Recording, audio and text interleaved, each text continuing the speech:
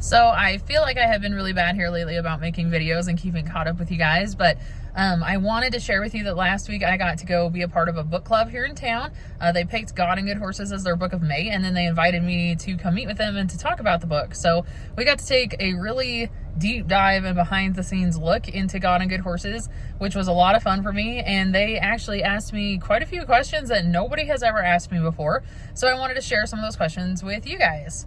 So one question that they asked me was if I had to choose a favorite character based on what people have told me about the story or what they liked about the story, who would the favorite character be? And nobody has ever actually asked me that before, but I have thought about it before, and actually what most people want to talk to me about seems to be two things.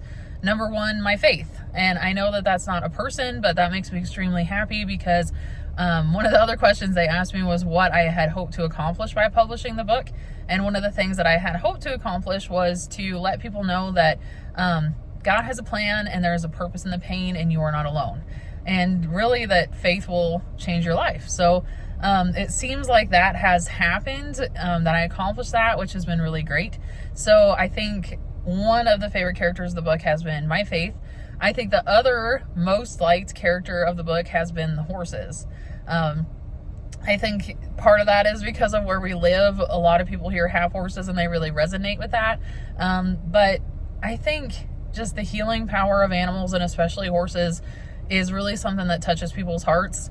They like the parts of the story where I talk about how Joker, our horse, helped to heal Talia and helped her to move on and to kind of give her a purpose. And I think people really resonate with that. And I think sometimes even when you don't have a story like Talia has, that something that could kind of maybe help people or give people a little bit of faith or a little bit of hope, knowing that something as simple as just spending a little bit of time with a good old horse, it seems to help people and really resonate with them. So the horses would be the other favorite characters of the book.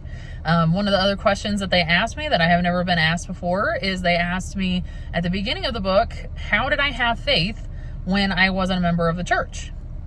And nobody has ever asked me that before. So that kind of caught me off guard, to be honest. But I had to think about it a little bit, and I think the answer to that is my faith at that time had come from my mom.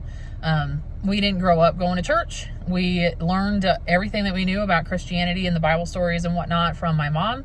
And I think for me especially, just watching her kind of walk the walk of a Christian woman, a strong, faith-filled Christian woman, really rubbed off on me. So I think that sometimes you can go to church and not have faith, and I think sometimes you put your faith in the wrong things. So I'm not knocking church or church members now, and I love our church family, but I'm just saying that you don't have to have faith in God or a relationship with God and have it tied into the church, because God is everywhere.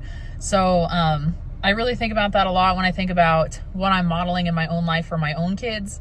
And I hope that what they get from me is that God is good all the time, not only when things are good. So anyway, that's some questions that I was asked last week that have really kind of stuck with me. I hope you guys enjoyed. If you have more questions you'd like me to ask, please drop them down in the comments. And until I talk to you next time, have a very beautiful day.